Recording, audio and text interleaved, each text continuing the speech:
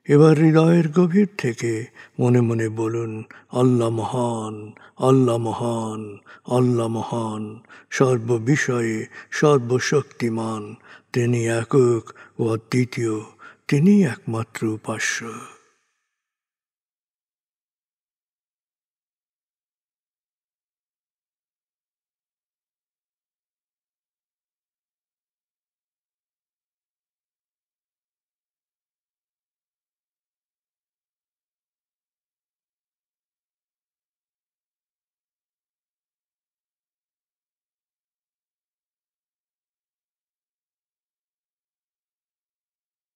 হৃদয়ের গভীর থেকে প্রার্থনা করুন, হে আল্লাহ, তুমি আমাদেরকে বিশ্বাসী, সৎকর্মশীল, সংঘবদ্ধ মানুষ হিসেবে কোয়ান্টাম ফাউন্ডেশনে একাত্ম করেছ। হে আল্লাহ, কোয়ান্টাম ফাউন্ডেশনকে এ যুগের আলোকবর্তিকা হিসেবে, সহস্রাব্দের বাতিঘর হিসেবে কবুল করো। কোয়ান্টাম ঘরে ঘরে, মেডিটেশন ঘরে ঘরে, এ অনুরণন সার্থক করো।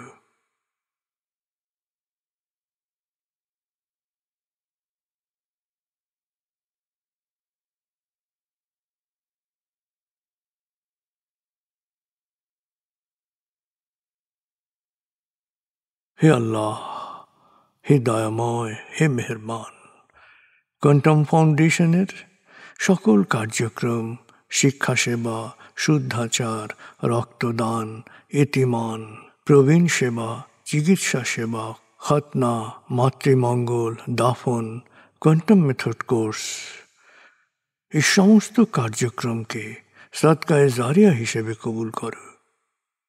এই কার্যক্রমে যারা সেবা দিয়েছেন তাদের সবার জীবনকে বরকতময়, প্রশান্তিময় করে দাও।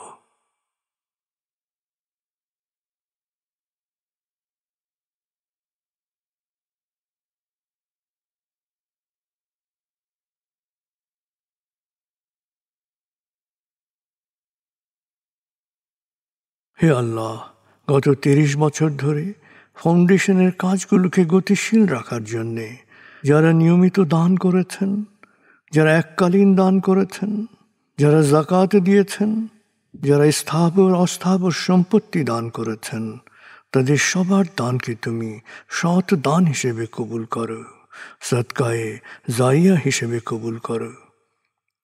তাদের পরিবারে সুখ ও প্রশান্তি দান করো, তাদের ধন সম্পত্তিতে বরকত দান করো।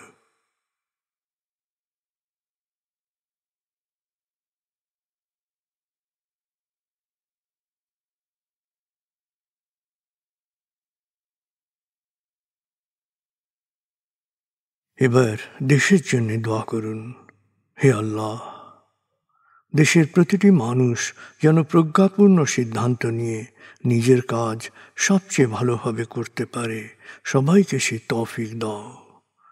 হে আল্লাহ, তুমি আমাদের তোমার বিশেষ অনুগ্রহ ভাজন জাতিতে পরিণত করেছ, অফুরন্ত অনুগ্রহ সম্পদ দিয়েছ, বিশ্বকে বিভিন্ন ক্ষেত্রে নেতৃত্ব দেওয়ার মতো মেধা ও মস্তিষ্ক দিয়েছ। আমরা যেন ভালো মানুষ, ভালো দেশে রূপান্তরিত হতে পারি, আমাদের সেই তৌফিক দাও।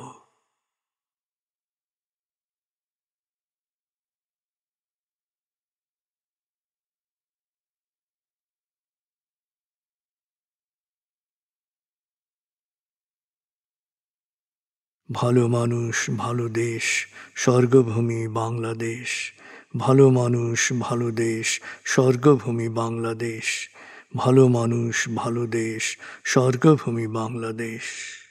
দেশের জন্য প্রার্থনা করুন। দেশকে যেমন দেখতে চান সেভাবে প্রার্থনা করুন।